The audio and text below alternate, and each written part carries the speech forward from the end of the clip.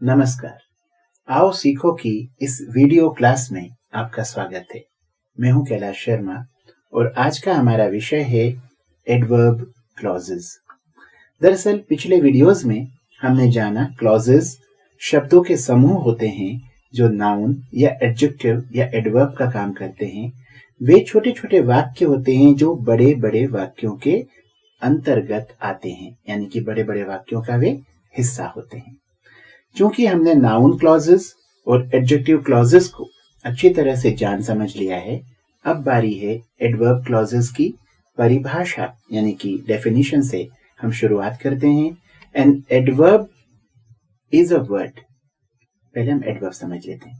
N adverb is a word that adds something to the meaning of a verb और adjective और even an adverb itself, यानी कि ऐसा शब्द जो क्रिया के अर्थ में कुछ जोड़े या विशेषण यानी एडजेक्टिव के अर्थ में कुछ जोड़े या खुद एडवर्ब के अर्थ में भी कुछ ऐड करे, वो एडवर्ब कहलाता है। और आमतौर पर इनकी पहचान किस तरह से होती है, जो हमें बताए कि किसी काम करने का ढंग क्या है, यानी उसका मेथड क्या है, मैनर क्या है, किस तरह से वो काम हो रहा है, कहाँ पर हो रहा है यानी उसका प्लेस क्या है, किस समय पर हो रहा है, उसका स्थान क्या है, उसका समय क्या है, यानी स्थान समय बताने वाले और काम करने के तरीके बताने वाले जो शब्द होते हैं कि काम धीरे धीरे हो रहा है, तेजी से हो रहा है, अच्छे से हो रहा है, यानी इस तरह की बातें जो हमें बताते हैं यहाँ हो रहा है या वहां हो रहा है, इस समय हो रहा है, किस समय हो रहा है, ये सारी जानकारियां हमें जो दें वो शब्द एडवर्ब कहलाते हैं। अब जब इन शब्दों का काम एक शब्दों का समूह करे जिसका उसका अपना एक सब्जेक्ट और प्रेडिकेट हो, यानी बड़े वाक्य के अंतर्गत एक छोटा वाक्य आया, उस पूरे वाक्य ने कुल मिलाकर के वही काम किया जो कि एक शब्द कर सकता था, जिसे हम एडवर्ब कहते हैं। तो एडवर्ब की जगह पर उस छोटे वाक्य ने आकर के एडवर्ब का ही काम किया, इसलिए हम उसे एडवर्ब क्लॉज कहते हैं, यानी कि क्रिया विशेषण उपवाक्य। चलिए हम एक उदाहरण के द्वारा इस चीज को समझने की कोशिश करते हैं। एक वाक्य है, यू मे सिट एनीवेयर। आप किसी सभा कक्ष में, किसी असेंबली हॉल में आए और आपने मुझसे पूछा कि मैं कहाँ बैठूं, तो मैंने आपसे कहा यू मे सिट एनीवेयर, आप कहीं भी बैठ सकते हैं। एनीवेयर एक ऐसा शब्द था जो कि एडवर्ब था और मैंने आपको बैठने का स्थान बताया, इस पूरे हॉल में आप कहीं भी बैठ सकते हैं। यू मे सिट एनीवेयर, तो एनीवेयर एक एडवर्ब था।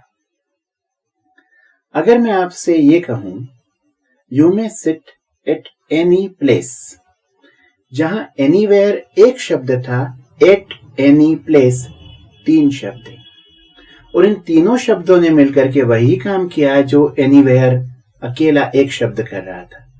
जब वो अकेला एक शब्द था हमने उसे कहा एडवर्ब, जब वो तीन शब्द बन करके आया तो हमने उसे कहा एडवर्ब फ्रेज। फ्रेज क्यों कहा? क्योंकि वो तीनों शब्दों ने मिलकर के एक काम किया, इसलिए वो फ्रेज हो गया। एडवर्ब का काम किया इसलिए एडवर्ब फ्रेज हो गया। पर यदि मैं इसे एक छोटे वाक्य में तब्दील कर दूं तो कुछ इस तरह से बनेगा, you may sit wherever you like. Wherever you like, जहां कहीं भी तुम्हें पसंद हो तुम वहां बैठ सकते हो।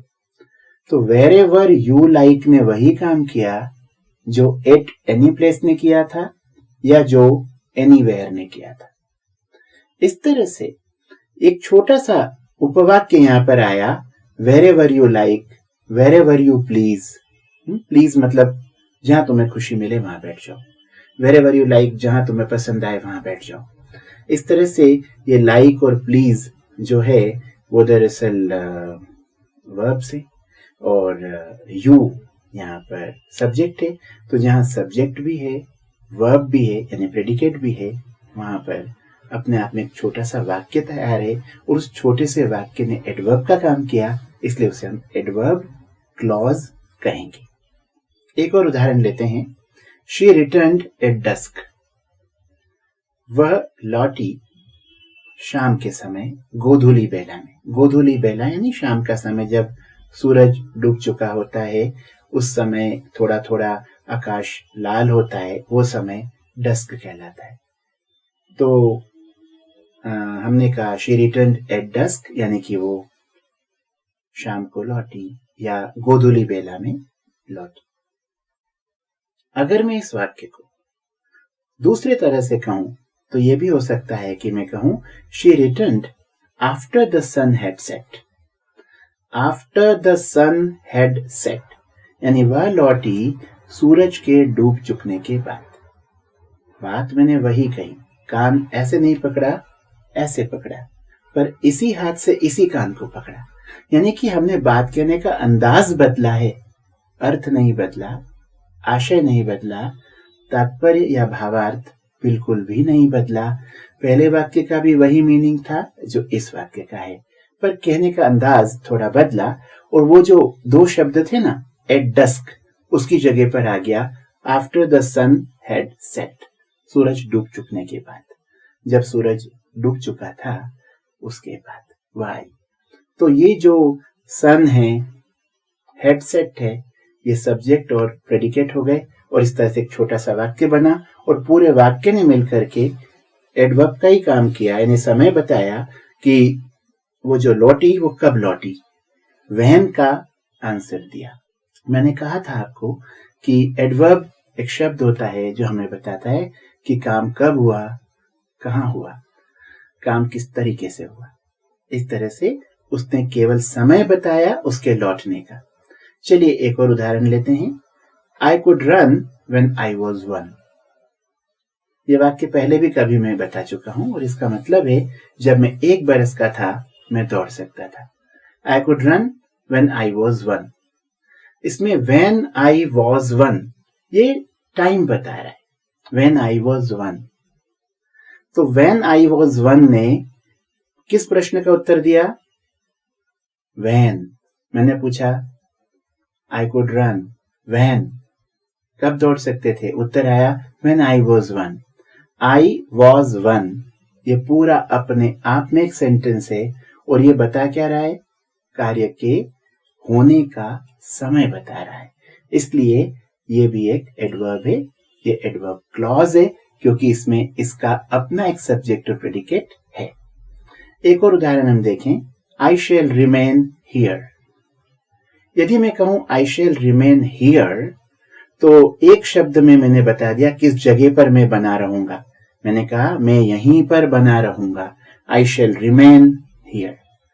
here एक शब्द है, और पूछेंगे कि ये क्या है, तो हम उत्तर देंगे कि वो एक एडवर्ब है, क्योंकि वो बता रहा है what place, where, किस जगह पर। here इस जगह पर मैं बना रहूंगा।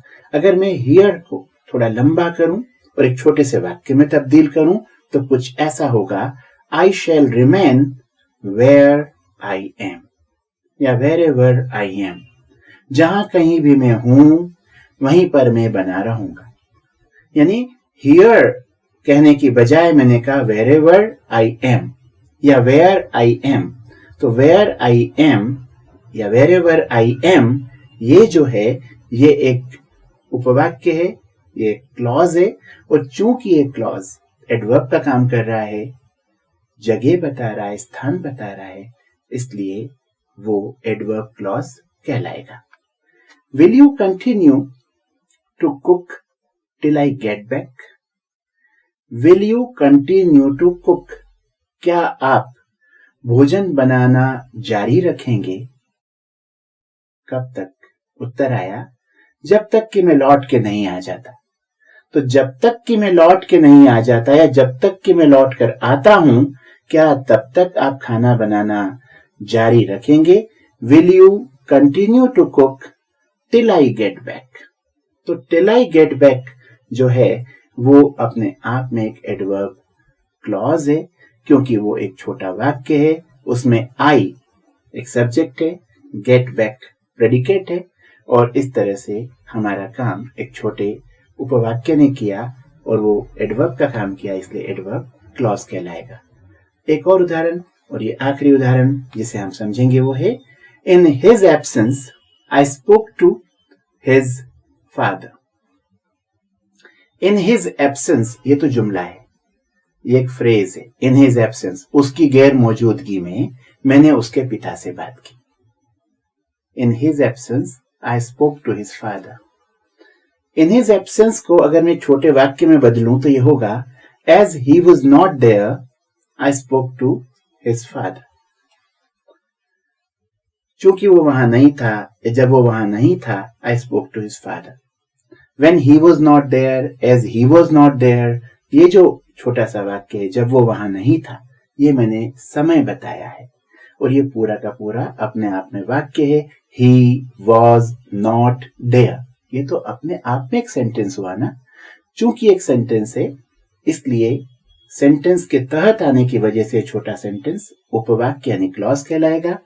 काम कर रहा है एडवर्ब का, इसलिए एडवर्ब क्लॉज कहलाएगा। अंत करेंगे एक परिभाषा से, और वो परिभाषा है एडवर्ब क्लॉज की। An adverb clause is a group of words which contains a subject and predicate of its own and does the work of an adverb.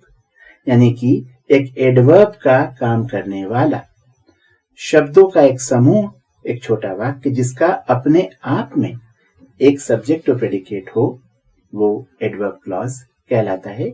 हमने तीनों प्रकार के क्लॉजेस समझ लिए हैं, तीनों प्रकार के फ्रेजेस समझ लिए हैं, और धीरे धीरे हम अपनी पकड़ को अंग्रेजी पर मजबूत बनाते चले जा रहे हैं। आगे हम तरह तरह के सेंटेंसेस सीखेंगे जिनमें इन क्लॉजेस का इस्तेमाल होगा, और तब आपको संभवतः अच्छी तरह समझ में आएगा कि क्लॉजेस सीखने की वजह क्या थी। आज के लिए इतना ही।